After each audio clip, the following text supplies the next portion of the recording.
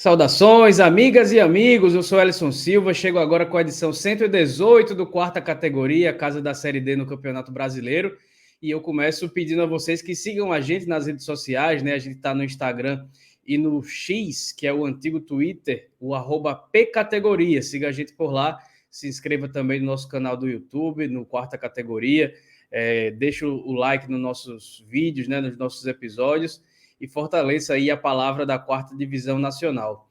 A gente fechou os jogos de ida e já começamos as partidas de volta da primeira fase da Série D. E a gente está por aqui para falar das rodadas 7 e 8, que aconteceram em fim e meio de semana, e a gente vai trazer um panorama aí da competição passada, mais da metade dessa primeira fase, e aí já no final também desse episódio, a gente vai trazer, cada um vai trazer suas surpresas, suas decepções até esse momento na competição. E sempre ao meu lado aqui para fazer esse quarta categoria estão meus amigos Felipe Augusto e Marcos Barcelos. Satisfação, meus camaradas. Satisfação, Ellison e Marcos, todos e todas que nos escutam e nos assistem. Chegamos na metade da competição, já passou, né? Tivemos a rodada espelhada, que é uma das partes mais legais da primeira fase, talvez a melhor parte, digamos, né? Além, claro, né, da fase final, onde se classificam as equipes para o mata-mata. E a gente vai trazer aí, eu acho que tem muito mais decepções que surpresas dessa Série D até o momento.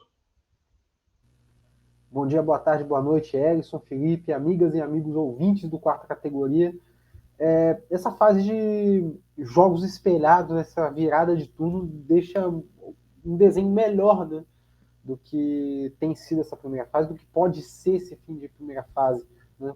Então foi um primeiro grande momento decisivo aí da competição e vamos lá, né? Vamos comentar sobre essas partidas. Tivemos algumas definições, eu diria, né? Como eu falei, um desenho melhor de algumas chaves, outras estão totalmente em aberto, né? E vamos ver como é que vai ficar daqui para frente. Pois é, vamos ver como é que vai ficar daqui para frente aí essa fase final da primeira fase da Série D, mas antes a gente chega com a nossa vinhetinha antes de começar a discutir grupo a grupo aí da quarta divisão nacional. O Quarta Categoria é um podcast sobre a Série D do Campeonato Brasileiro, que traz informações, curiosidades e conteúdo relevante sobre o futebol que fica longe da grande mídia. Com eles, Felipe Augusto, Marcos Barcelos e Ellison Silva. Pois é, a gente começa essa edição 118 do Quarta Categoria sem muita conversinha, né? Porque são 2 rodadas dessa vez. O que facilita a nossa vida um pouco é que os confrontos são espelhados. Então, são os jogos da 7ª e da 8ª rodada foram entre os mesmos times, como os nossos amigos aí já explicaram na abertura. E a gente começa pelo grupo 1, que teve o Manauara perdendo os 100% de aproveitamento no empate por 1-1 contra o Trem lá no Amapá, mas no jogo contra o Amazonas sobrou e goleou por 4-1 no estádio da Colina. Manaus fez 2-0 no Rio Branco, também no estádio da Colina, mas o time acreano devolveu, vencendo por 2-1 de virada no Florestão. Mesmo em casa, o Maitá coroou a pior campanha dos jogos do turno, perdendo por 3-0 do Princesa dos Solimões, e no confronto no Gilbertão, 3-1 para o time amazonense. Porto Velho fez 5-1 no São Raimundo de Roraima na 7ª rodada. O jogo de volta vai ser só no dia 26, então tanto o Porto Velho quanto o São Raimundo têm uma partida a menos nessa chave. Na classificação, o Manauara segue disparado com 22 pontos contra 15 do Porto Velho, 14 do Princesa dos Solimões e 11 do Trem. Quem também tem 11 pontos são Manaus e Rio Branco, estão aí na disputa por essa última vaga do G4. Lá embaixo estão São Raimundo com 4 pontos e a pior campanha da Série D, como eu já falei, o Maitá, que não somou nenhum pontinho. Marcos, o Manauara segue voando, mas o Manaus parece que não consegue engrenar, né? Parecia que ia ter uma boa sequência, entrar no G4, mas aí veio a derrota de virada para o Rio Branco jogando fora de casa na 8ª rodada. Pois é, tivemos essa rodada dupla com Manaus e Rio Branco protagonizando um dos principais duelos aí do grupo A1, né?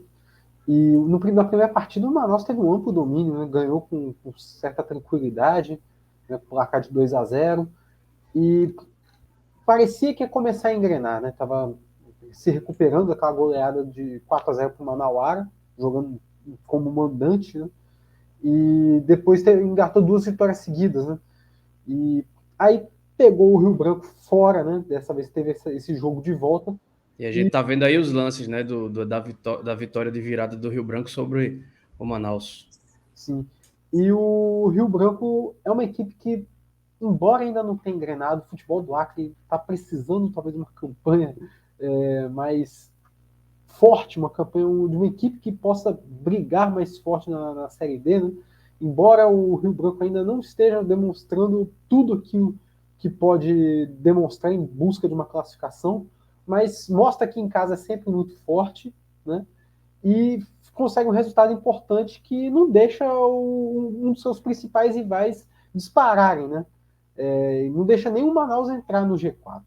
Então o Rio Branco cola ali no bolo com o Trem e com o próprio Manaus, né? Se distancia da parte de baixo, que tem São Raimundo com apenas 4 pontos e o Maitá sem pontuar, e agora vislumbra uma classificação. Foi um resultado muito importante para a equipe acreana, né? E agora tem um confronto importantíssimo contra o Porto Velho na próxima rodada, para, quem sabe, um resultado fora de casa, talvez é o que falta aí pro Rio Branco poder engrenar de vez e já brigar por um G4 com mais força.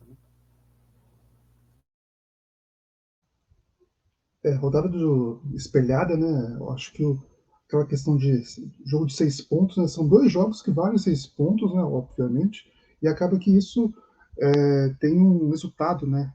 Na classificação. No caso do Princesa, né? Que pegou a pior equipe da competição, conseguiu fazer o placar.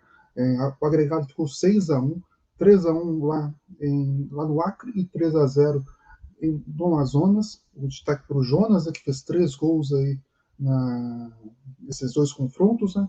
Ajudou a equipe do Princesa aí a ser a grande, assim, digamos que foi o time que mais saiu vencendo, né, nessa rodada dupla, essa rodada espelhada, porque teve aí 6 pontos, a única da chave, apesar do Manauara, né, ter perdido 1 ponto apenas, mas está bem longe ali dos times que vêm atrás.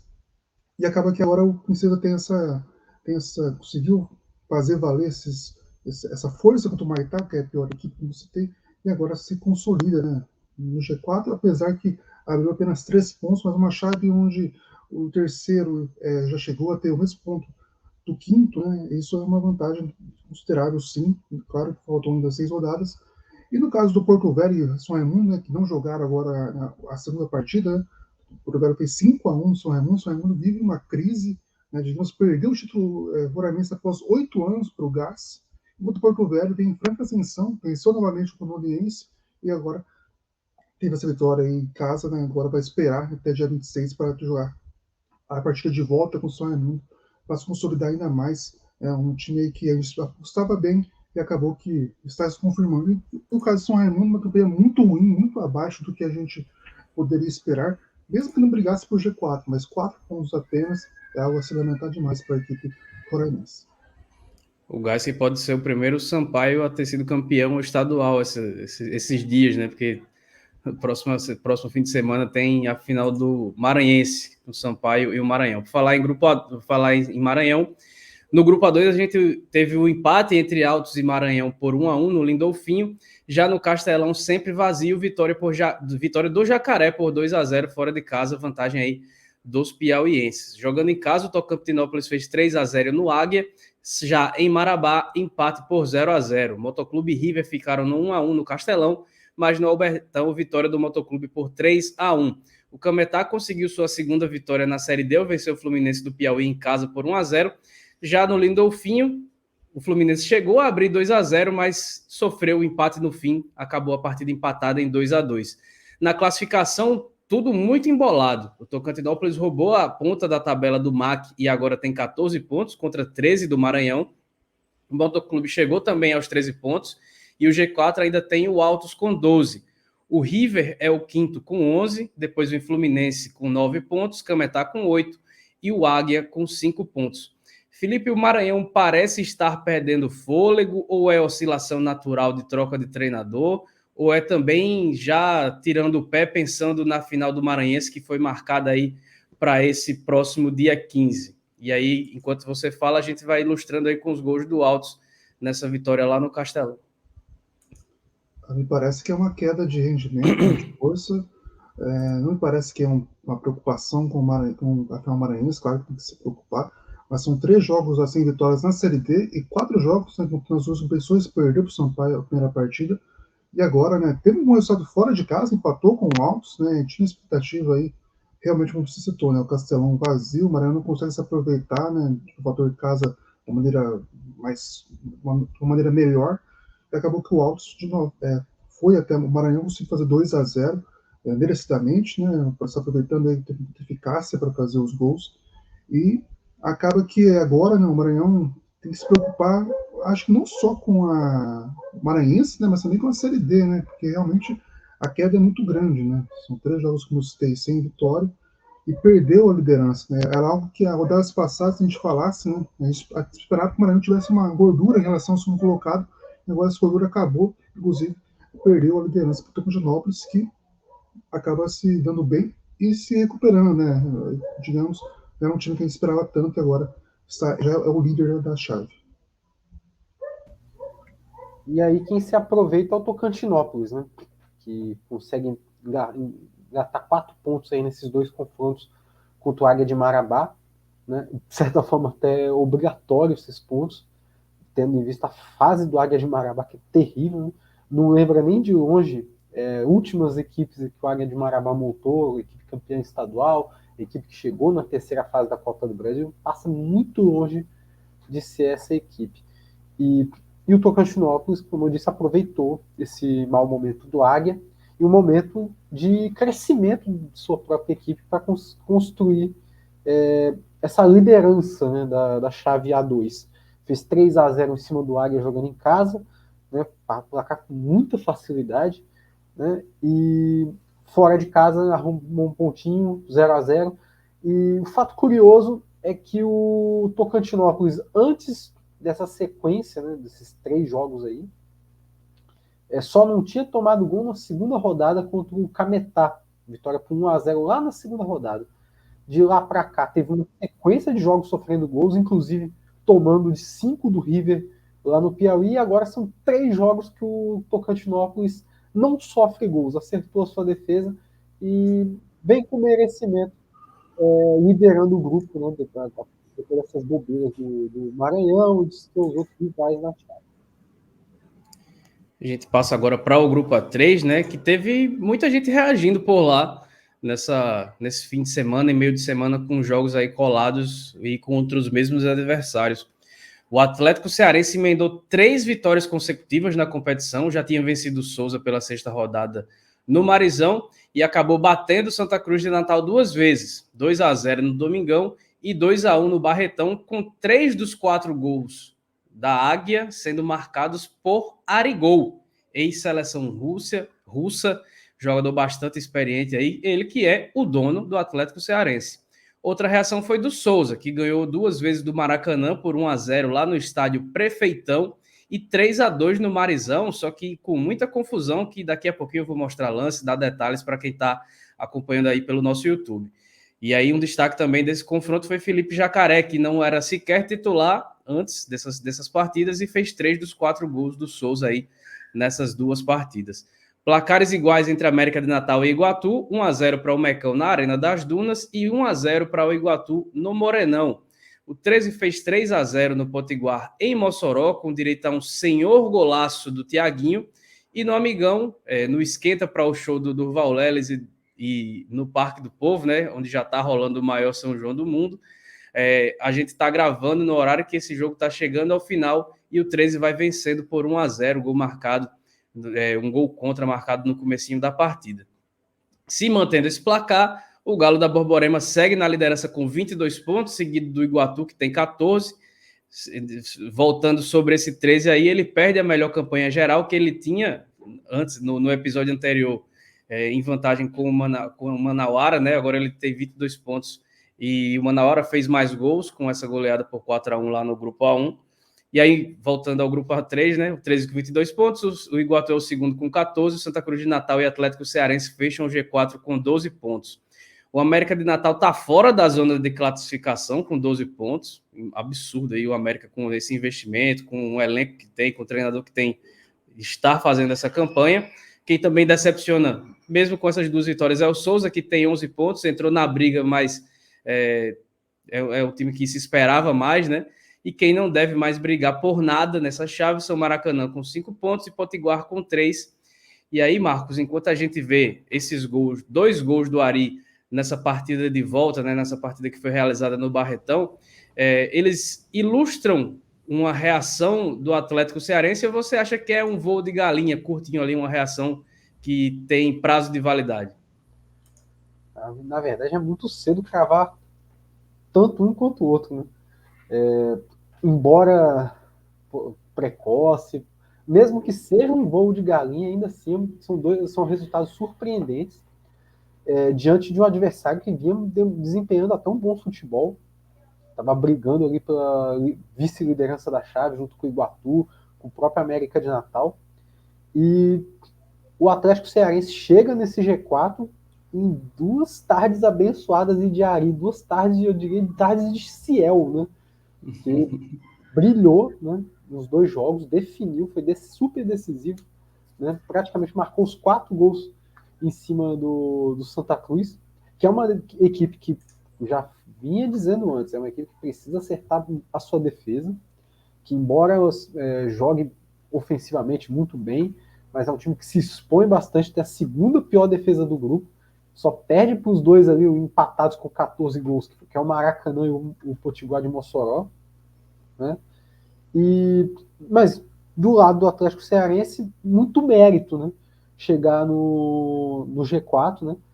São 3 vitórias seguidas, se eu não me engano. Acho que é muito difícil falar que uma equipe que engata 3 vitórias seguidas numa Série D, num grupo A3, que é sempre muito difícil, está a brincadeira na competição, ou que está alçando um voo de galinha, né?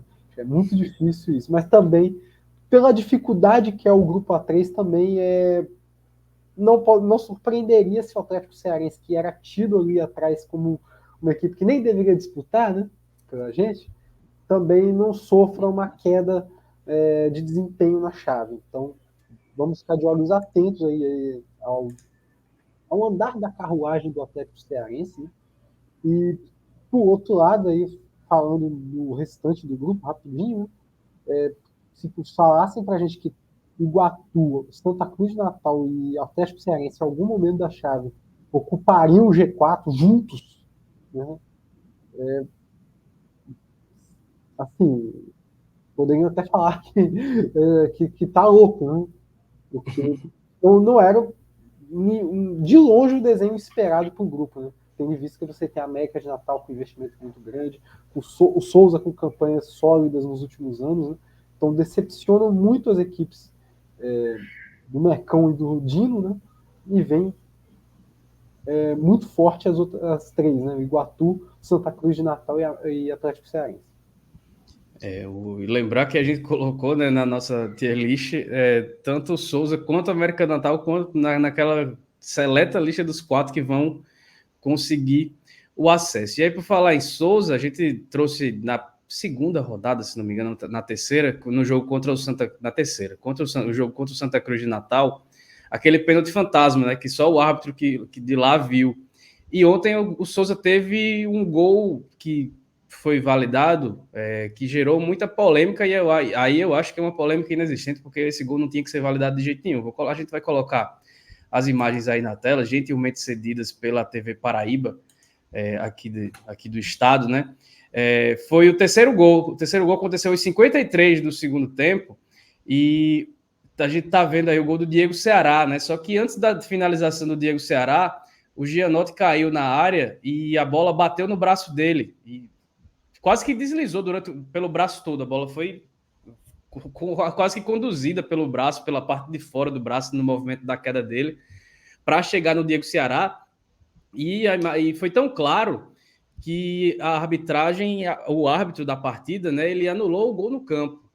E aí gerou toda essa confusão que a gente está vendo por aí. E depois de muito tumulto, muita conversa, muita discussão, revolta dos jogadores do Souza, coisa de um minuto e meio depois, ele voltou atrás da decisão e validou o gol.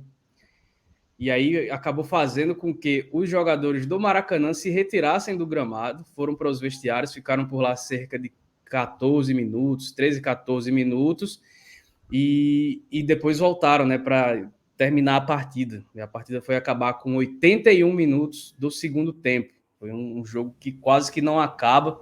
É uma decisão muito polêmica e é o que a gente vê muito no futebol, né? O Souza foi absurdamente prejudicado no jogo do Barretão contra o Santa Cruz de Natal por um pênalti que nunca existiu, e agora também foi beneficiado pela arbitragem por ter tido um gol que acabou sendo validado, um gol que claramente a bola bate no braço do jogador do Souza, né? Então, coisas do futebol e a Série D, não sei o que é que vai acontecer com a arbitragem, e a gente está vendo ainda aí as imagens, para quem está acompanhando pelo YouTube, que o Maracanã já se prepara, inclusive, para cobrar a marcação, né? Para fazer a reposição da bola, e depois o árbitro vai falar com bandeira e volta atrás da marcação. Então é uma coisa que não dá para explicar muito bem o que é que foi que aconteceu, porque até o árbitro estava muito em cima do lance, né? Estava com um ângulo melhor do que o bandeira e acabou validando esse gol aí, gerou muita confusão, muita revolta. E, repetindo, né? O Maracanã chegou a sair de campo por mais de 10 minutos em sinal de protesto, mas aí teve que voltar para não gerar punição. Destaque para a arbitragem capixaba nesse jogo. O árbitro capixaba, né? Aí conversou com bandeira e validou o gol. Ó. Tá lá, todo mundo comemorando e o pessoal do Maracanã revoltado, mas o Dino acabou conseguindo essa vitória que para ele é muito importante, que coloca de volta na briga pela vaga no G4. O grupo A4 teve... Fala, Felipe. A demora, né, dá muita vergonha alheia. Muita vergonha, dá uma coisa ruim, porque uma coisa inexplicável que aconteceu nesse lance aí. Exatamente, gerou muita confusão realmente lá, um tumulto grande, e vamos ver o que é que o Maracanã vai fazer, né, também, se vai entrar com representação, se vai mandar aquela velha carta que não dá em nada, né, para a CBF, para a Comissão de Arbitragem dirigida pelo CNM, que usa principalmente Série C e Série D para penalizar os árbitros que vão mal nas séries A e B, né? Então é para isso que servem essas divisões para a comissão de arbitragem. Bom, passando, a gente teve o grupo 4 com os baianos chamando a atenção. O Juazeirense venceu o Sergipe por 1-0 no Adalto Moraes e no Batistão também fez 1-0 e conquistou suas duas únicas vitórias na competição até agora, as duas sobre o Sergipe, as duas por 1-0 na 7ª e na 8ª rodada. O Jacuipense perdeu para o Retrô por 3-1 na Arena de Pernambuco, mas reagiu em Pituaçu, onde venceu por 1-0. O CSE fez 2-0 no Petrolina em Palmeira dos Índios e os dois times empataram por 1-1 no interior de Pernambuco, mas quem foi bem mesmo no grupo foi o Itabaiana, que venceu o Asa por 3-0 no interior do Sergipe e por 2-0 lá no Fumeirão, em Arapiraca. Com esses dois resultados, o Itabaiana deu uma disparadinha, né, pequena na liderança, tem 17 pontos, e é seguido pelo Jacuipense, que virou vice-líder com 14. O Asa com 12 é o terceiro colocado e o Retrô é o quarto com 11. Depois vem CSE, Juazeirense e Petrolina, os três com 3 pontos. E lá embaixo, aparentemente, desde já, só cumprindo tabela, o Sergipe, que é o lanterna com 5 pontos. E aí a gente vai ter participação especial nesse quarta categoria. O Eduardo Costa, do canal Ataque Sergipe, fala com a gente sobre a situação oposta dos sergipanos, né? O Itabaiana na ponta, até de certa forma disparado, e o Sergipe na lanterna aí, aparentemente, só cumprindo tabela. Fala, Eduardo. Do quarta categoria, tudo bem? Ellison, Felipe, Marcos, Eduardo Costa por aqui. Um prazer estar participando, contribuindo um pouco com esse trabalho de vocês que é tão importante, para falar um pouco dos times sergipanos, né? Nessa rodada aí espelhada de virada do primeiro e começo do segundo turno, os times sergipanos estiveram em situações semelhantes ali antes das rodadas, né, de enfrentarem adversários diretos nas suas posições na tabela, mas os resultados foram totalmente distintos. Lá em cima, o Itabaiana fez 2 jogos contra o Asa, briga direta pela liderança, venceu as 2 partidas e disparou na frente do Grupo A4. O Itabaiana hoje é o grande favorito, não só para estar entre os 4, né, desse grupo, mas para vencer o Grupo A4, vem jogando muito bem, desde que o técnico Roberto Cavallo chegou, é outro Itabaiana, principalmente ofensivamente, um time que faz muitos gols e consegue ótimos resultados. Já o Sergipe enfrentava a Juazeirense, rival direta lá embaixo. A Juazeirense era a única equipe, antes das rodadas espelhadas, que não tinha vencido ninguém. E aí venceu os 2 jogos contra o Sergipe. Sergipe é o lanterna do Grupo A8, está a 6 pontos do G4. É uma situação muito complicada. É a pior campanha do Sergipe nesse formato de Série D após 8 rodadas. E o Sergipe, nesse formato, só se classificou uma vez. Ou seja, a chance do Sergipe não se classificar é imensa e o clima de melancolia pelo João Mora é enorme. Um treinador, Paulo Chardong, que não consegue extrair o melhor dos seus jogadores, mesmo tendo chegado há pouco tempo. Um elenco limitado, que não consegue entregar em campo. Uma diretoria que não dá a cara a tapa para falar, para se explicar sobre a situação. Uma torcida que tem comparecido pouquíssimo. O Sergipe está naquele clima de melancolia, parece que esperando o pior acontecer. E ele está assim caminhando. Itabaiana lá em cima, Sergipe lá embaixo. Esse é o resumo dos times sergipanos até o momento. Um abraço, queridos. Muito obrigado pelo espaço e continuem com o excelente trabalho. Valeu. Valeu, Eduardo. Muito obrigado aí pela participação. Sempre engrandecendo muito aqui o quarta categoria. E aí, Felipe, você compartilha aí desse panorama que o Sergipe já está em clima de melancolia, em clima de adeus, e o Itabaiana, né, que não fez boa Copa do Nordeste, que não chegou à final do estadual, vai fazendo uma excelente campanha nesse Grupo A4. E a gente vai, Felipe, aproveitar que você está mutado aí, enquanto você fala, a gente vai vendo os gols justamente da vitória do Itabaiana sobre o Asa, lá em Arapiraca. Impressiona essa diferença, são 12 pontos de diferença, né, entre o Itabaiana e o Sergipe. Primeiro colocado, né, e o lanterna, no caso do clube do Colorado. O Sergipe, né, sempre entra com uma expectativa alta de tentar o acesso, ainda mais para a rivalidade, né, que tem com confiança, que está estabilizado, né, na Série C, chegou até a Série B também, e mas não consegue engrenar, né? Como o Eduardo citou, passou de fase apenas uma vez nesse formato atual da competição, enquanto o Itabaiana já chegou perto do acesso, não chegou na final esse ano do Sergipano, como chegou o Sergipe, mas acaba que o time parece que sabe montar elencos para a Série D. Ainda falta aqueles 2 jogos mágicos nas quartas de final para conseguir o acesso, que já chegou perto, acho que 2 vezes, se eu não estou enganado. O Itabaiana e no caso do Itabaiana, é bem emblemático, tem vencido 2 jogos contra o Asa, né? Como direto o Eduardo citou, e também é bem emblemático que o Sergipe perdeu 2 partidas para uma equipe que não tinha vencido, no caso da Juazeirense. Então é bem sintomático, de fato, né? O Sergipe me parece que vai cumprir tabela mesmo que o discurso seja outro e tal, mas não dá para confiar, né, na equipe. E são 6 pontos de diferença para o Retrô. Olha que o Retrô dá muitas chances para sair do G4, mas não sai. Acaba que o Sergipe, mesmo assim, não consegue engrenar e não me parece que vai lutar por algo a mais do que realmente terminar a competição apenas e sem pensar em passar de fase. Bom, o cenário do grupo A4 é bem o que o Felipe falou, né? As equipes do 5º ao 8º tem várias chances de chegar ao G4, mas até agora nenhuma demonstrou vontade de se classificar, né? Nenhuma demonstrou essa força toda para tirar o Retrô, que vem fazendo uma campanha muito de mediano para baixo, né, nessa chave A4. O Retrô considerado favorito, né? E lá atrás até dizer que era uma equipe que poderia surpreender, porque até agora o padrão do Retrô em Série D tem sido demonstrar pouco desse favoritismo que tem, né? É uma equipe que tem poderio financeiro, tem jogadores de nome, né? Venceu até o Jacuipense com autoridade na partida de ida, né? Na 7ª rodada, né?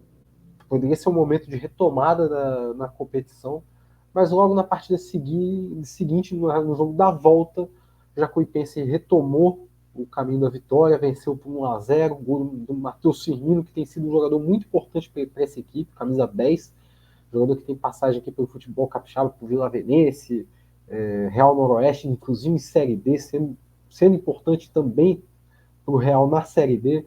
Foi campeão da Copa Espírito Santo ano passado pelo Serra, esse ano fez um grande estadual pelo Jaguaré, e Jacuipense mesmo não tendo talvez o investimento que o Retrô tem, foi muito inteligente em buscar o Matheus Firmino, que estava emprestado lá ao Velho Clube na Série A2, né, encostado lá no banco de reserva, no acesso da equipe paulista, e vem fazendo essa grande Série D, vem sendo um nome decisivo para a Chapecoense. Enquanto isso, o Retrô vai ter que remar mais, se quiser uma classificação mais tranquila e se quiser brigar por um acesso mais na frente. O Retrô vem sendo uma das grandes decepções aí, já adiantando uma das minhas indicações lá no fim do programa, dos nossos destaques e das nossas decepções. Passamos aí por 4 grupos dos 8 da Série D e agora a gente vai para o nosso intervalinho e a gente volta para falar do grupo A5, A6, A7 e A8 e também trazer nossos destaques e nossas decepções para esse turno da fase de grupos da Série D. Série D tem aqui Brasileiro Feminino Série A2 também. Terceirona Paranaense? Adivinha? O futebol Loja dos Holofotes, uma paixão pelo alternativo. Revista Série Z, a revista do futebol alternativo. Desde 2011, o site vozdatorcida.com traz o melhor conteúdo independente sobre o futebol paraibano, com credibilidade e sem compromisso de agradar ninguém. Para ficar por dentro de tudo que acontece no futebol da Paraíba, acesse vozdatorcida.com e siga em todas as redes sociais, @vozdatorcida. Vamos lá, voltando com essa edição 118 do Quarta Categoria, pedindo bem rapidinho para que vocês nos sigam no Instagram e no X, o antigo Twitter, sempre no @pcategoria, também que compartilhem nossos episódios, se inscrevam no canal do YouTube, deixe like, ajude a gente a seguir trazendo conteúdo de qualidade sobre a 4ª divisão. Vamos logo para o grupo A5, onde tivemos empates por 1-1 entre Anápolis e União Rondonópolis em Goiás, já no Lutero Lopes, vitória do União por 1-0. Craque e Real Brasília empataram por 0-0 em Catalão e por 1-1 no Defele, fazendo o Real somar os 2 primeiros pontos no torneio. O Misto venceu o Capital do Tocantins por 3-0 lá no Mato Grosso e o Capital deu a volta por cima fazendo 1-0 no estádio Newton Santos lá em Tocantins. O Brasiliense venceu as duas contra o Iporá, 1-0 na Boca do Jacaré e 3-1 no Ferreirão. Essas vitórias colocaram o Brasiliense disparado na ponta da tabela com 19 pontos, o Anápolis é o vice-líder com 14, depois empate triplo com 11 pontos entre Iporá e União Rondonópolis, que estão no G4, e o Craque, que está fora com a mesma pontuação. Em sexto vem o Misto com 10 pontos, na sequência Capital com 7 e Real Brasília só 2 pontos. O Felipe, será que assim como aconteceu com a Ferroviária no ano passado, nesse ano que é mais acreditado no acesso, será que agora vai para o Brasiliense, enquanto a gente vê os gols aí do Jacaré nessa partida contra o Iporá? Eu falei no episódio passado, né, que demorou muito para o Brasiliense mudar a política de contratações, e quando mudou, parece que tem dado certo, né? O time está muito bem, tem 5 pontos de vantagem para o vice-líder, tem 8 para o quinto colocado, também tem a mesma pontuação no terceiro e quarto, né? No caso, Iporá, União e Craque, que estão aí de terceiro ao quinto colocado. O Brasiliense, né, só dando um spoiler, ele não aparece no nosso joguinho que a gente fez, mas ele merece uma menção honrosa de surpresa, né? Não por estar no G4, né, mas por essa campanha tão sólida que vem fazendo. Esses 2 jogos, essas 2 vitórias, fizeram com que a equipe, que a campanha da equipe fosse impulsionada, né? Agora são 5 pontos de vantagem que eu citei, e o Brasiliense parece muito bem, até mesmo já prevendo que pode ser o confronto no grupo A6, talvez tenha um bom caminho até para chegar mais longe nas fases agudas da competição e tentar esse acesso. Um acesso, né, que o Brasiliense só por uma vez chegou nas quartas de final, lá em 2014, do Perdeu o Brasil de Pelotas. Então é um time que tem muita, digamos, expectativa, mas pouca efetividade na Série D. Talvez esse ano, com essa mudança de contratações de elenco, mesmo com aquela bizarrice do médico treinador, talvez a equipe tenha aprendido com os erros e agora consiga brigar por coisas maiores do que vem brigando anteriormente.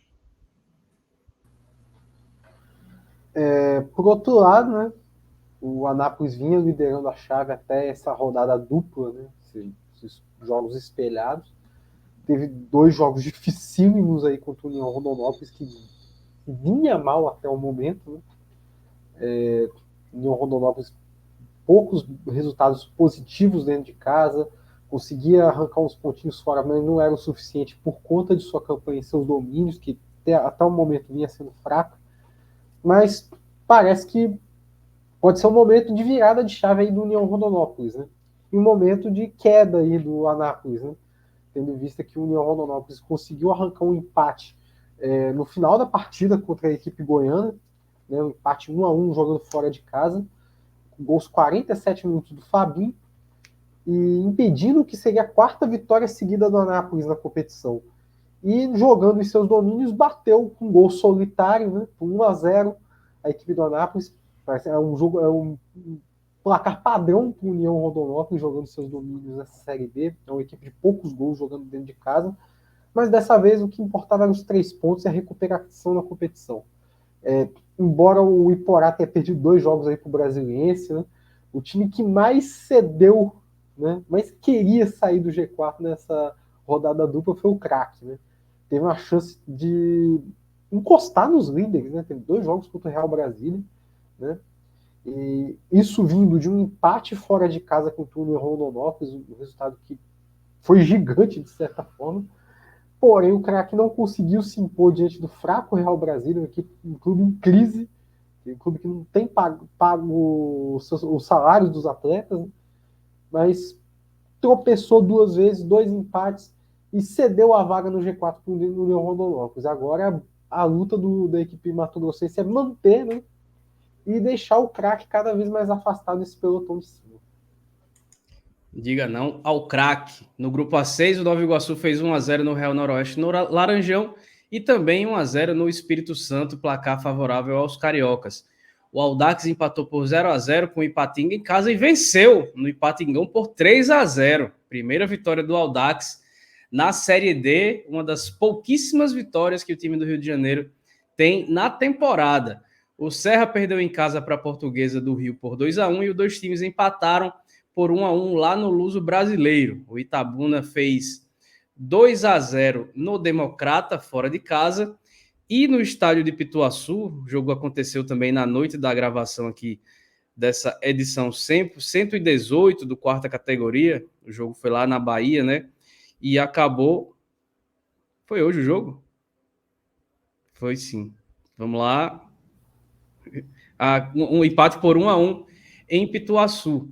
Então, na classificação, a gente tem aí o Itabuna com 16 pontos, Nova Iguaçu com 15, Portuguesa com 14, Serra com 11, Democrata é o 5º com 9 pontos, Real Noroeste tem 7, Patinga 6 e o Audax chegou aos 5 pontos. O que é que a gente pode falar desse desempenho dos capixabas, Marcos, nessa rodada dupla aí de jogos de ida e volta entre todos os times? Enquanto isso, Marcos, a gente vai vendo aí o que a gente conseguiu foi os gols da vitória da Portuguesa sobre o Serra no Espírito Santo. A gente vai ver aí as imagens da TVE Espírito Santo, né? Um jogo que, surpreendentemente, o Serra jogou bem até, né? Mas eu diria assim, que foi mais a Portuguesa deixando o Serra jogar. Né? A gente viu que quem acompanhou a partida pela TVE, né? Viu que a Portuguesa, no momento que quis impor o seu jogo, impôs com muita facilidade. Né? Foi logo depois de sofrer o primeiro gol, o Serra estava conseguindo anular as principais armas da equipe carioca, né? Até aquele momento. Só que a Portuguesa, após sofrer o gol, começou a impor seu ritmo de jogo e não demorou muito, empatou a partida, né? Após o gol contra aí do zagueiro Diego Guerra. O Romarinho empatou a partida com um belo gol dentro da área, né? E por um bom tempo o Serra se viu perdido no jogo, a Portuguesa controlando bastante a posse de bola, mas faltava agredir um pouco mais para conseguir a virada ainda na primeira etapa. O gol da virada acabou vindo no segundo tempo com o Marcelo Toscano, após o rebote do goleiro Robert, uma cobrança de falta, uma cabeçada que teve dentro da área. Acabou sobrando para o centroavante, camisa 10 da equipe carioca, para marcar o gol da virada. E a partir dali, depois da virada, o Portuguesa controlou o jogo se defendendo. Não quis se expor, no caso, perdão, para buscar um terceiro ou um quarto gol jogando dentro do Robertão. Nesse momento, o Serra tentou buscar um empate, teve chance para isso. E o Serra se comportou bem, embora o resultado tenha sido negativo, né? Embora a Portuguesa tenha acelerado, no momento que tivesse que acelerar o jogo, encontrava muita facilidade para dominar o Serra, mas o Serra lutou até o final, pelo menos para somar um ponto. Não conseguiu nessa partida, porém conseguiu um empate importantíssimo no Rio de Janeiro, um resultado até inesperado. Eu diria até por falta de capricho da Portuguesa do que por uma postura defensiva e sólida do Serra. A Portuguesa criou muitas chances jogando na Ilha do Governador. O Serra também não se intimidou, buscou nas falhas defensivas da Portuguesa explorar um contra-ataque, agrediu a equipe carioca e foi premiado justamente quando estava perdendo o jogo, né? Tomou um gol aos 34 do segundo tempo, o que normalmente na temporada do Serra seria um desânimo, né? Acabou no lance seguinte, na saída de bola, o Gustavo Tonoli passando por 2 marcadores, empatou a partida e o Serra sai com um ponto milagroso, importante aí para a sequência da competição. Já o Real Noroeste, esse sim, muito tempo que não faz uma boa exibição na Série D. Nem a vitória contra o Audax, há 2 rodadas atrás, foi uma grande exibição. Sofreu muito para fazer 3-1 em cima da equipe carioca, jogando em casa, e conseguiu sua primeira vitória em seu novo território, né, que é lá em Barra de São Francisco. Antigamente jogava em Águia Branca, município vizinho, né, e sofre aí 2 derrotas para a equipe do Nova Iguaçu. Acho que vai precisar melhorar muito o futebol, melhorar algumas concepções de jogo, porque há muito tempo, eu diria que há mais de ano, que o Real Noroeste não faz uma grande exibição, seja em qualquer campeonato. Parece que o Real Noroeste desanimou de vez com a Série B já faz um bom tempo.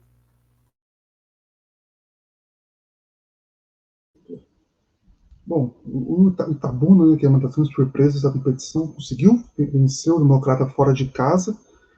E sobre o Democrata fora, esse jogo, né, foi bem atípico, digamos, porque o Democrata jogou 2 vezes no mesmo dia, né? E pelo módulo 2, o Mineiro empatou em casa, né, com o Nacional de Nova Serrana, perdão, Nacional de Muriaé, às 4 horas, e 7h30 teve o jogo contra o Itabuna, né? Até alguns jogadores, né, que estavam na reserva no jogo estadual foram titulares no jogo do Nacional. Né, o Democrata, pelo que parece, falta perna para a equipe, né, a questão física vem batendo na porta, digamos, da equipe, porque tem que dividir a atenção em 2 campeonatos, e pelo que parece, a prioridade maior é o Mineiro, mas que também não vem tão bem assim, ou tem uma queda de produção, digamos, e acabou que na Bahia o Democrata conseguiu segurar, né, o Itabuna, que é a sensação do grupo e talvez da Série B, e conseguiu esse empate por 1-1. O Democrata, né, teve essa questão de jogar 2 jogos no mesmo dia devido ao da dupla, né, já que teria que jogar também na quarta-feira, perdão, na quinta-feira, quando a gente está gravando lá na Bahia. Então acabou que o Itabuna saiu melhor, né? Venceu fora de casa e conseguiu um empate. Poderia ter vencido as 2 partidas, mas saiu atrás do placar na Bahia e conseguiu depois empatar. E agora mantém a liderança, volta à liderança, né? Após o Nova Iguaçu pegar com as vitórias contra o Real Noroeste. Agora o Itabuna, que perdeu num dia, conseguiu recuperar na outra para se consolidar bem aí no G4, com 7 pontos de diferença, quinto colocado, e bem encaminhada a classificação. Agora essa luta pela diferença que deve ficar muito com o Nova Iguaçu. A gente agora parte para o grupo A7, né, que tem ponta dupla, igual muita gente que usa cabelo grande. A rodada 7 teve empate por 0-0 entre Santo André e Pouso Alegre, e no Manduzão os dois times voltaram a empatar, só que por 1-1. O Patrocinense venceu a primeira fazendo 2-1 no São José, que ficou puto e conseguiu também sua primeira vitória, dando um troco e tanto. Venceu por 6-0 a partida em São Paulo, partida que marcou o fim de um jejum de 15 jogos sem vencer do São José, que agora tem a maior goleada da Série D até o momento. No encontro de líderes, o Maringá venceu a Inter de Limeira por 1-0 no Willie Davis e o empate por 2-2 entre os dois times no interior de São Paulo. Costa Rica venceu o Água Santa por 2-0 em casa e fora. Venceu por 2-0 o Água Santa fora de casa e em casa venceu por 1-0. Na tabela, a Inter de Limeira está em primeiro e o Maringá também está em segundo, com 17 pontos cada um. O G4 ainda tem Costa Rica com 11 pontos e Pouso Alegre com 9. Água Santa também com 9 é o quinto, seguido do Santo André e do São José, que tem 8. São José primeiro em sexto e o Santo André em sétimo, e o Patrocinense é o lanterna com 5 pontos. Costa Rica chegou para a briga mesmo, Marcos, e emendando já. O Água Santa, que foi vice-líder do Paulistão, foi vice-campeão do Paulistão no ano passado, acaba decepcionando, e aí, enquanto você fala, a gente vai ver nos gols dessa partida aí, dessa vitória do Costa Rica sobre o Água Santa. Com certeza uma decepção, né? A gente esperava do Água Santa que fosse brigar junto ali com o Inter de Limeira e Maringá. No início da competição demonstrou isso, chegou com força nas primeiras rodadas. De repente, uma queda vertiginosa aí no desempenho, nos resultados, e o Água Santa agora se credenciando a uma eliminação. Claro que pode vir aí, tem 6 rodadas pela frente, pode vir uma reação da equipe paulista, tem condições para isso, né? Mas a queda foi bem grave até o momento, não parece ter força para buscar essa classificação. E por outro lado, no lado do Costa Rica, demorou, chegou a demonstrar em algum momento que poderia sofrer uma queda ainda maior, né? Ainda mais depois de tomar de 5, né, do Santo André jogando em casa. Confesso que não esperava por essa. Esperava uma queda de rendimento, um desânimo coletivo, mas o Costa Rica mostrou que tem força para continuar brigando até o fim por essa classificação. E finalmente entra no G4, 2 vitórias gigantes para cima do Água Santa. Na primeira partida suportou uma pressão enorme da equipe paulista, jogando no Distrital do Inamar, lá em Diadema. Levou muito perigo nos contra-ataques e conseguiu marcar 2 gols fora de casa, primeira vitória fora de casa na competição. É algo que poderia ter vindo ali já contra a Patrocinense. E agora também em casa, né? Agora com a duras penas de virada, né? Poderia parecer que ia se repetir o roteiro ali contra o Santo André, mas desta vez o Costa Rica fez valer seu mando de campo e entra no G4 com muito merecimento, né? Já faz umas 5 rodadas que o Costa Rica vem demonstrando ser essa equipe a lutar por uma das vagas, né? Eu diria que pode até brigar pela terceira vaga, já que o Água Santa, que era o terceiro colocado até então, demonstrou pouca ambição na chave, né? E aí está em aberto, né? Do terceiro e o quarto lugar está muito em aberto, diferentemente das 2 primeiras posições que parecem estar muito bem estabelecidas. O Maringá, né, esteve muito perto, de ter também 2 vitórias, conseguiu quebrar, né, furar a defesa da Inter de Limeira em casa, fez 1-0, e lá em Limeira, no Limeirão, abriu 2-0 e acabou cedendo um empate no finalzinho, aos 44 do segundo tempo, né? Um jogo onde a bola parada foi essencial, né? Os 4 gols tiveram origem pela bola parada. Pro lado do Maringá, resultados bons, saiu vencedor, né, desse confronto.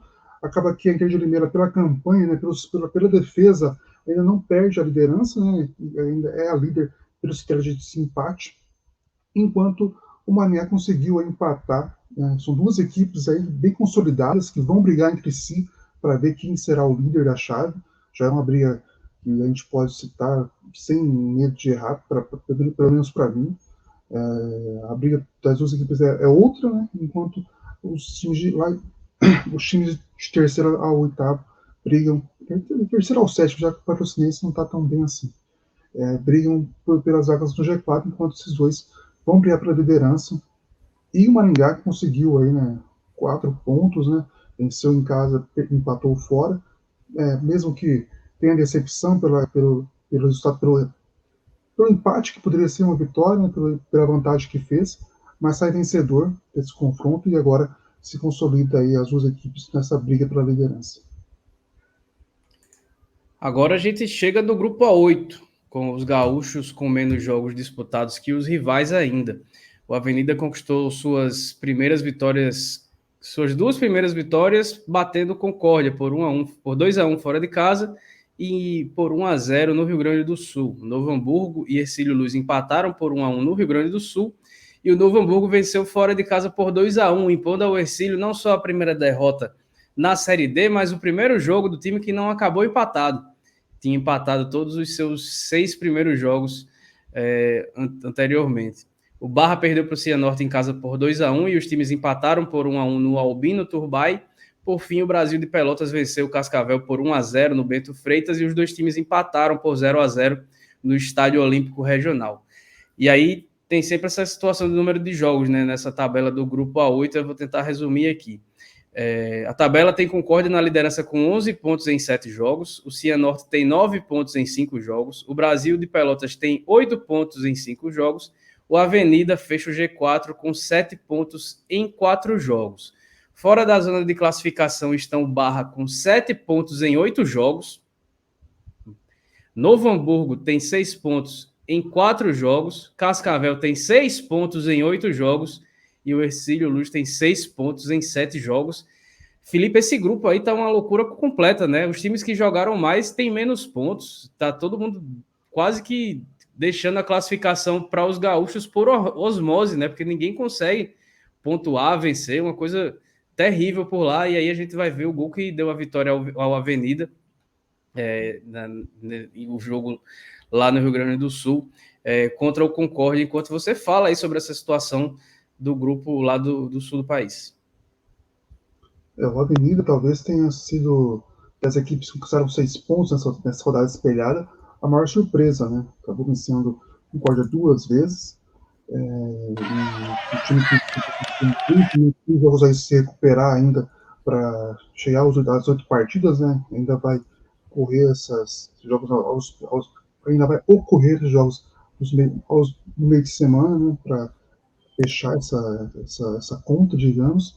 O Avenida saiu vencedor, né? Digamos, né? Para mim, como eu citei, maior surpresa entre os que venceram 2 vezes.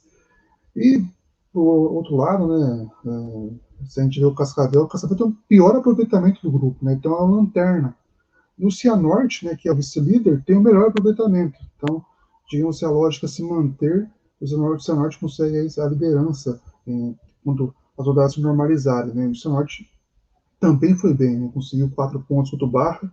E se o grupo A7 tem 2 equipes que se mantêm firmes pela briga na liderança, e a nossa perspectiva era boa e se confirma, né?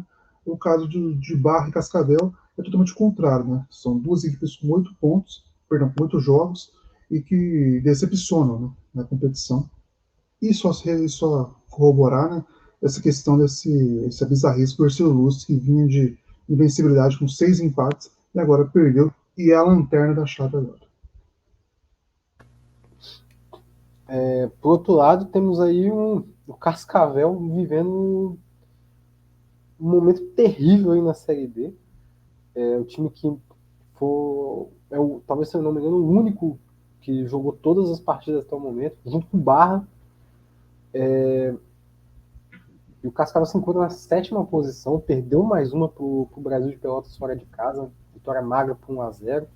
O reencontro aí do Brasil de Pelotas com a sua torcida, né, depois de um tempinho aí em off. E o Cascavel vai vivendo um calvário, tendo que ver os gaúchos retomarem, começarem a jogar seus jogos. E o Cascavel não podendo fazer nada porque já perdeu o ponto à vontade, né, na competição. Né, o Gilson Kleina, que chegou agora, chegou um momento péssimo, né, e vai ter que recuperar os ânimos, vai ter que recuperar a moral desse time, que tem desempenhado um papel muito fraco na competição, uma equipe que sempre brigou por classificação desde a sua primeira participação na Série D, de 2020 para cá, e agora não parece nem esboçar algo parecido com campanhas anteriores. Né? Pois bem, a gente passou agora, deu aquele giro por todas as 8 chaves, 2 rodadas aí que aconteceram, rodada 7, rodada 8, fim do primeiro turno, começo do segundo turno da Série D, e já dá, né, para a gente trazer também algumas percepções da gente sobre o que aconteceu, né, e a gente começa com a questão de quem foi decepção, quem foi a surpresa que você já espera, uma campanha boa que você já esperava. Eu vou começar trazendo a minha aqui para vocês. A gente está vendo aí na tela. Para mim, a grande surpresa foi o Santa Cruz do Rio Grande do Norte, né? Um time que não tem tanta tradição assim, perdeu os 2 primeiros jogos, depois emendou uma série de vitórias consecutivas, 4 vitórias consecutivas, acabou perdendo aí os 2 últimos jogos para o Atlético Cearense, mas faz uma campanha firme dentro do G4, assim como o Itabuna, né, que está com um time muito, muito jovem, um time que tem vários atletas que vieram emprestados do Vitória, atletas que não vinham sendo aproveitados por outras equipes, que foram contratados pela base do Vitória para jogar a Série D pelo Itabuna, e ainda assim vai liderando sua chave, e o Motoclube, que conseguiu a proeza de ser eliminado 2 vezes na semifinal do Maranhense. É um time que vem passando por algumas dificuldades e treinado pelo Yarley, aquele mesmo ex-internacional, Paysandu e tudo mais, vai fazendo uma boa campanha aí também dentro da zona de classificação no grupo A2. Decepção para mim é o Águia de Marabá, né, que chegou longe da Copa do... Os 3 que estão aí nas decepções são times que fizeram boas campanhas na Copa do Brasil.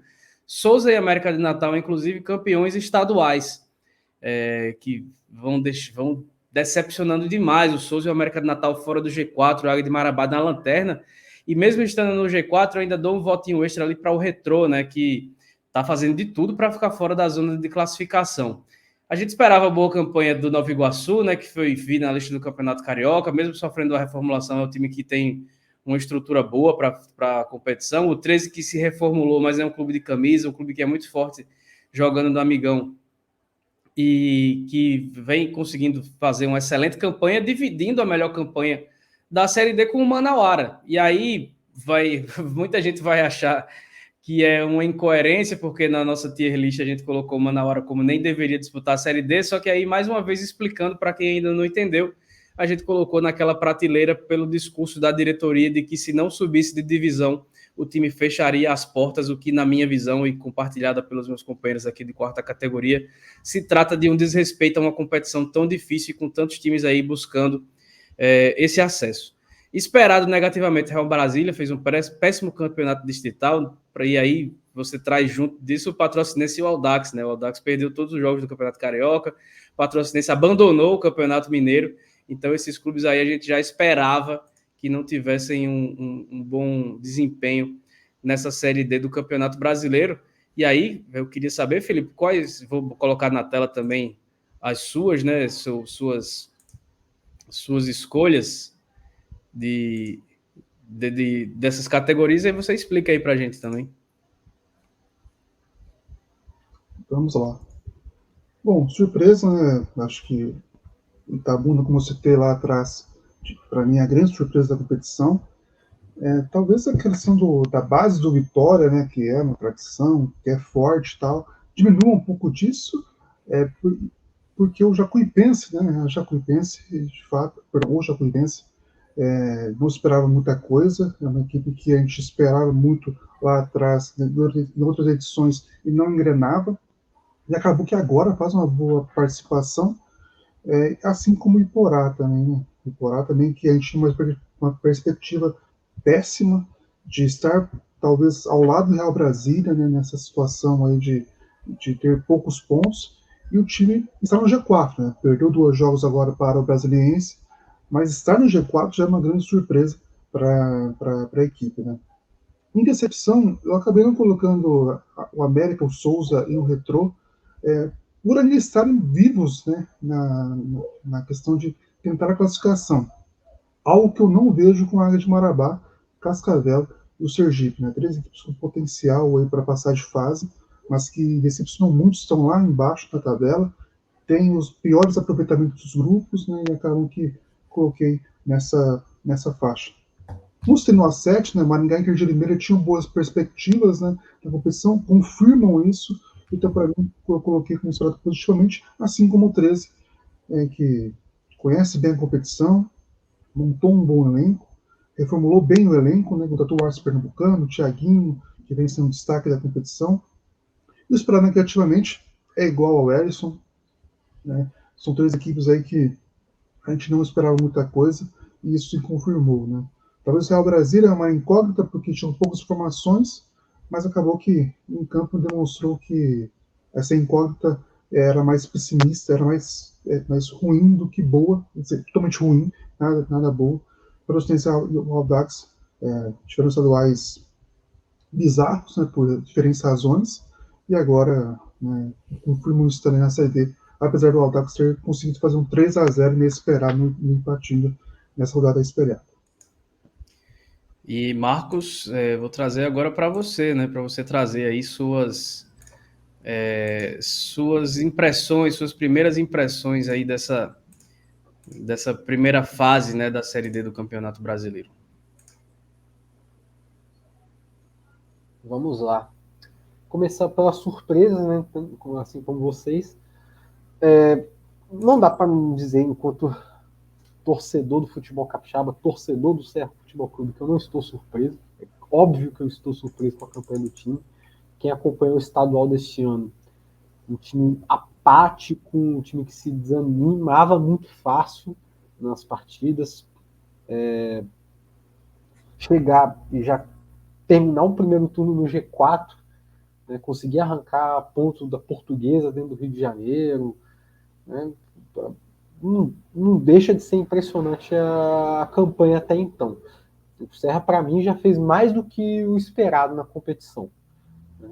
E estar dentro do G4 é praticamente um milagre, mesmo no fraco grupo A6.